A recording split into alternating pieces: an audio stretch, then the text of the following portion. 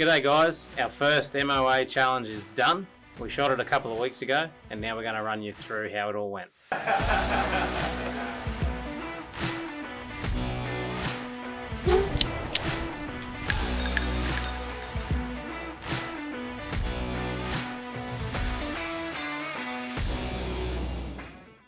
Now, let me preface this video by saying it was our first rodeo running a shooting event, period.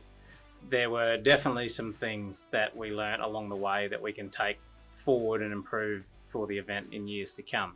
But our main objective with the MOA challenge was to send up a beacon to all shooters to get them to come to Rockhampton, test their skills in all three main shooting disciplines: shotgun, rifle and pistol. Put simply, we want to find the best shooter in Australia.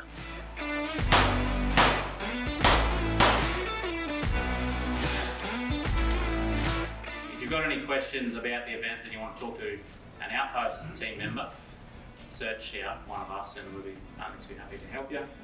So you've got your packs and you've signed your forms, you can start making your way down to the range. Let the games begin. The main aim is to have fun. What's the capital of Norway?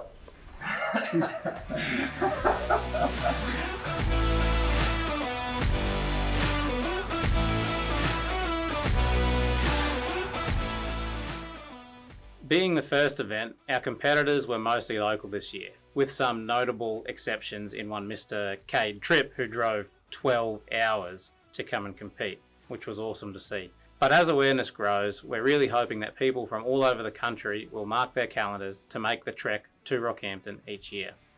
On the topic of spreading awareness, let's run you through the competition format, some of the guns that were used, how it was scored, and some of the prizes that were up for grabs. In Australia, our sports shooting scene can be broken up into three main categories. As I said before, that's shotgun, rifle, and pistol shooting. Now, within those broad categories, there are a heap of very specific and very different disciplines, but working with our local club, we arrived at three main courses of fire that allowed us to operate all at the one club and not have to move around too much. And then next on the agenda was to work out the scoring.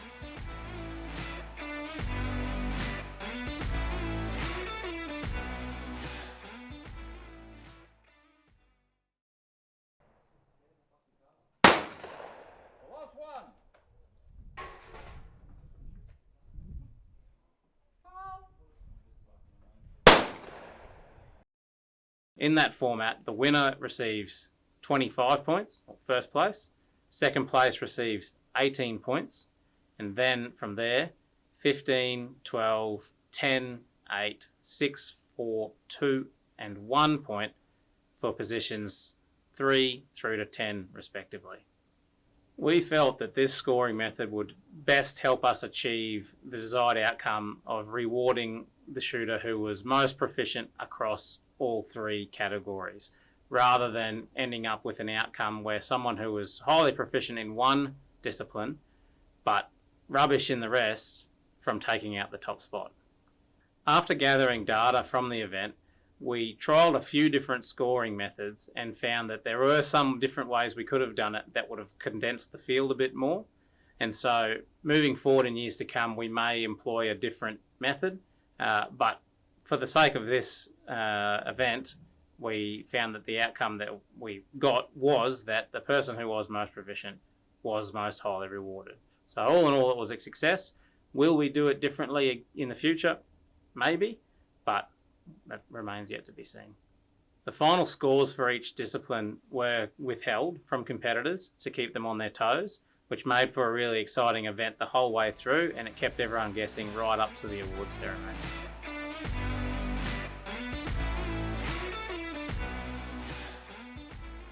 This year we were lucky enough that our local SSAA branch had the capacity to take on the running of all three disciplines. And it just so happens that they have a really challenging sporting clay layout. So for the shotgun component, we went with that as the discipline of choice. In sporting clays, the shooter is presented with a number of different targets with varying trajectories. Some coming towards you, from behind you, left to right, right to left, and even the odd simulated rabbit which rolls along the ground. Although we saw the odd coach gun appear on the line, most shooters opted for a traditional under-over sporting shotgun. This is a Beretta Silver Pigeon. This is what I used for the event, and it's a good representation of what most competitors chose to use. You want a sporting clay shotgun to be, well, reliable for starters, but well balanced and easy to move around, which allows you to attack targets from different angles and consistently hit what you're aiming at, because in most cases you only get one shot per target, and a miss is a miss. So you want to avoid those. Conditions on the day were very tricky, with lots of gusting winds wreaking havoc on shooters as they tried their best to hit as many targets as possible. Due to time constraints, we limited shooters to 25 targets in total, made up of 5 targets shot in differing sequences from 5 different stands. Scoring this event was pretty simple. A hit was 1 point and a miss was 0 points. Next year, depending on club availability, we're considering switching it up and trying even a DTL or a skeet shoot, but nothing's locked in yet, and that'll be announced in due course.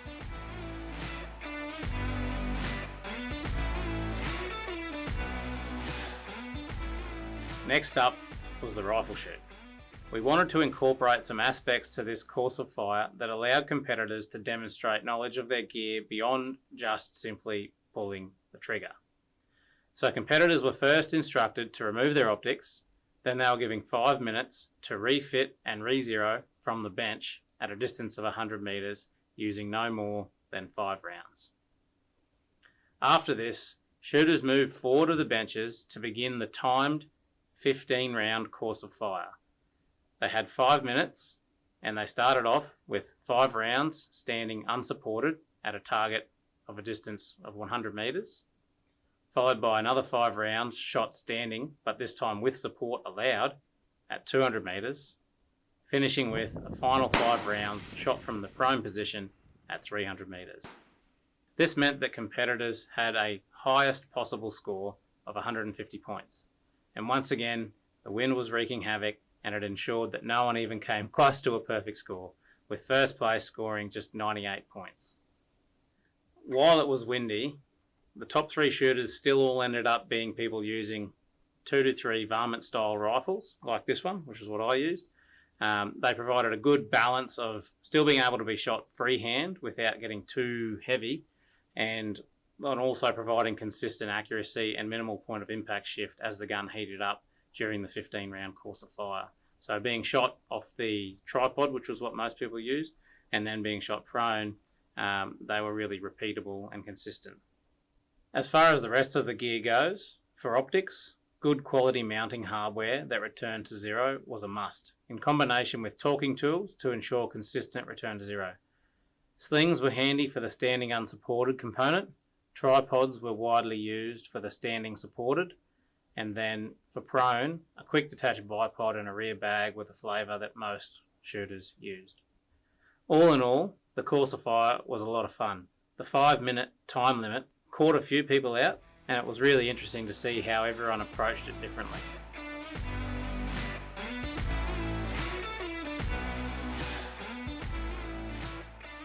Last but definitely not least was our pistol shoot. And this was broken up into 2 main different disciplines, the first being Steel Challenge. Steel Challenge is shot from a standstill, and competitors have to hit 5 steel plates as fast as they can.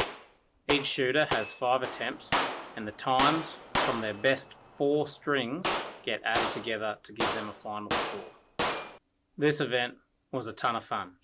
Most of our shooters opted to use a handgun fitted with a red dot, like this, with the top 5 or 6 places being rounded out by people all using red dots, although it was really cool to see some people shooting revolvers as well, and there was even still a lot of people that just used the plain old open sights. It still got the job done.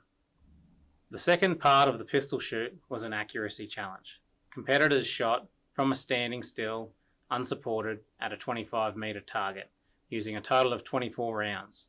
12 rounds were shot first using both hands, and then that was followed by 6 rounds shot strong hand and 6 rounds shot weak hand.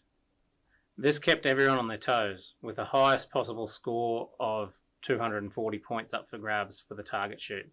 Now, first place only got 170 points, So that showed how challenging it was, and I think especially the weekend component was what threw people off. It's not something that you normally practice for accuracy. So that was really cool to see how everyone struggled and excelled in those different parts of that shoot.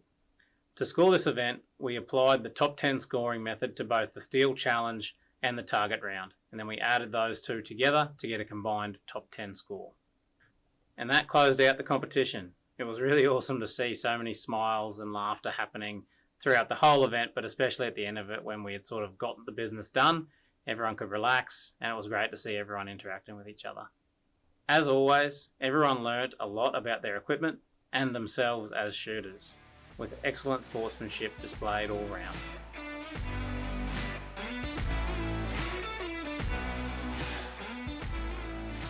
Now that the shooting was done, all that was left to do was celebrate. So we invited all our competitors and our range volunteers to an awards ceremony that evening. There were a number of prizes up for grabs for the event, including first, second and third overall, which came with some awesome trophies, and then also cash prizes of $5,000, $2,500 and $1,000 respectively. Then there was also first place for each discipline, which speaks for itself. And then last but not least, my personal favourite was the Percy Brooks Award. This was given to the best sportsman over the course of the event, and it was voted on by all of the competitors. There was also a whole massive swag of awesome lucky door prizes that were up for grabs, with a big thanks to our suppliers who sponsored the event. That was Beretta Australia, Nioa, OSA Australia and TSA Outdoors.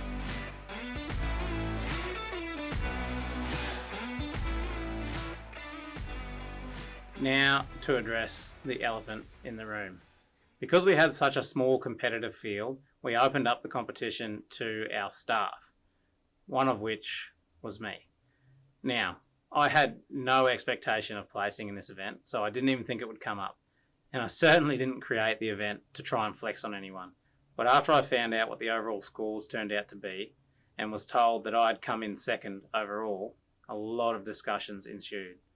We debated whether or not I should withdraw from the competition and hand my place to the next person in line, but the general consensus was that the shooters who placed below me would not want to accept their places under those circumstances, so we decided, as cringeworthy as it was, to leave me in there. I opted to donate the prize money back to the SSAA Rocky branch as a thank you for all the hard work that they put into the event, and this was pretty well received. Hopefully next year we get enough competitors so we don't need to cross that bridge again. So the onus is on you guys. Come and have a crack at it next year. And that about wraps it up. We're going to upload the score sheets and there'll be a link below for you to check them out.